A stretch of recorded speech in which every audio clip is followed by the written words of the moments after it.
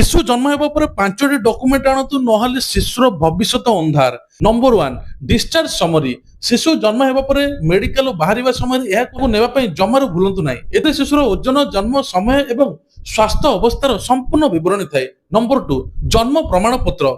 पिला जन्मर 21 दिन भितर म्युनिसिपालिटी बा पंचायत रे नाम पंजीकरण करंतु। मन रखंतु स्कूल एडमिशन पाई कि यह सबुठारु बड़ प्रमाण।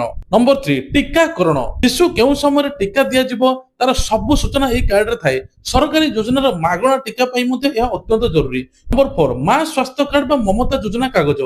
जदि आपनकर सरकारी बा ममता योजना टंका पाए पई चाहुचंती तबे अंगनवाड़ी केंद्र रे निजर समस्त डॉक्यूमेंट तुरंत अपडेट करंतु। नंबर 5 आधार कार्ड पंजीकरण। एबे अनेक हॉस्पिटल नवजात शिशु पई बाल आधार सुविधा मिलुची। जदि पिलाक भविष्य एक स्थायी आधार परिचय पत्र बोली कुआ जाउची। मन रखंतु सतर्क रहिले निज शिशुर भविष्य को सुरक्षित करि परिबे।